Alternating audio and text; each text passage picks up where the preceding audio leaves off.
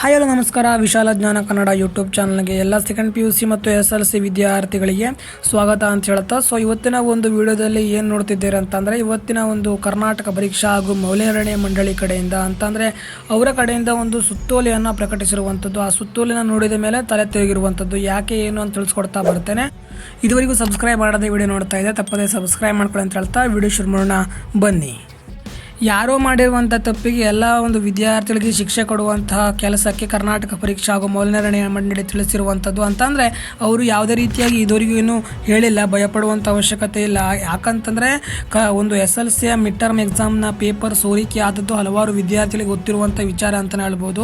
ಆ ಒಂದು ಪೇಪರ್ ಸೋರಿಕೆ ಆದ ಬೆನ್ನಲ್ಲೇ ಒಂದು ತೀರ್ಮಾನವನ್ನು ತೆಗೆದುಕೊಂಡಿರುವಂಥದ್ದು ಕರ್ನಾಟಕ ಪರೀಕ್ಷಾ ಹಾಗೂ ಮೌಲ್ಯನಿರ್ಣಯ ಮಂಡಳಿ. ಏನಂತಂದರೆ ಯಾರು ಸೋರಿಕೆಯಾದಲ್ಲಿ ಕಂಡು ಬಂದಲ್ಲಿ ಆ ಒಂದು ಪ್ರಶ್ನೆ ಪತ್ರಿಕೆಗಳು ಇನ್ನು ಮುಂದೆ ಇದು ಆದಷ್ಟು ಆಗೋಯಿತು. ಇನ್ನು ಮುಂದಿನ ದಿನಗಳಲ್ಲಿ ಏನಾದ್ರು ಕಂಡು ಬಂದರೆ 3 ರಿಂದ 5 ವರ್ಷಗಳ ಒಂದು ಕಾಲಾವಧಿ ಜೈಲು ಶಿಕ್ಷೆ ಮತ್ತು ಒಂದು 5 ಲಕ್ಷದವರೆಗಿನ ಒಂದು ದಂಡವನ್ನು ವಿಧಿಸ್ತೇವೆ ಅಂತ ಕಟ್ಟುನಿಟ್ಟಾಗಿ ಜಾರಿಗೊಳಿಸಿರುವಂಥದ್ದು. ನೀವು ಕೇಳ್ಬೋದು, ಈ ರೀತಿ ಮಾಡಿದ್ರೆ ಒಳ್ಳೆಯದೇ ಅಂತ. ಈ ರೀತಿ ಮಾಡೋದು ಒಳ್ಳೆಯದೇ ಆದರೂ ಕೂಡ ಒಂದು ಅಮಾಯಕ ಒಂದು ವಿದ್ಯಾರ್ಥಿಗಳು ಏನಿರ್ತಾರೆ ಅಂಥವರು ಬಿಲೋ ಪಾಸಿಂಗ್ ಲೆವೆಲ್ನ ವಿದ್ಯಾರ್ಥಿಗಳಿಗೆ ಭಾಳ ಹೊಡೆತ ಬೀಳುತ್ತೆ. ಯಾಕಂತಂದರೆ ಇವರು ಪ್ರಶ್ನೆ ಪತ್ರಿಕೆಯನ್ನು ಇನ್ನಷ್ಟು ಒಂದು ಟಫ್ ಮಾಡುವಂಥ ಚಾನ್ಸಸ್ ಕೂಡ ಇರುತ್ತೆ ಈ ಸಿಚುವೇಶನ್ಗಳು ಬಂದಲ್ಲಿ.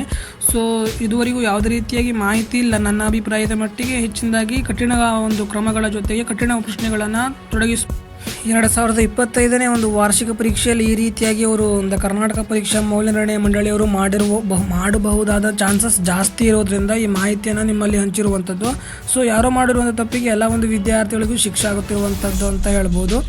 ಇದಾಗಿತ್ತು ಇವತ್ತಿನ ಒಂದು ವಿಡಿಯೋ. ನಮ್ಮ ಚಾನಲ್ಗೆ ಇದುವರೆಗೂ ಸಬ್ಸ್ಕ್ರೈಬ್ ಮಾಡದೇ ಇದ್ದರೆ ತಪ್ಪದೆ ಸಬ್ಸ್ಕ್ರೈಬ್ ಮಾಡಿಕೊಳ್ಳಿ. ಇದೇ ರೀತಿಯಾದ ಲೇಟೆಸ್ಟ್ ಮಾಹಿತಿಗಳಿಗಾಗಿ ತಪ್ಪದೆ ಪಕ್ಕದಲ್ಲೂ ಕಾಣ್ತಿರುವಂಥ ಬೆಲ್ ಬಟನ್ ಮೇಲೆ ಕ್ಲಿಕ್ ಮಾಡಿ ಅಂತ ಹೇಳ್ತಾ ಮುಂದಿನ ಮತ್ತೆ ಸಿಗೋಣ. ಜೈ ಹಿಂದ್, ವಂದೇ ಮಾತರಂ.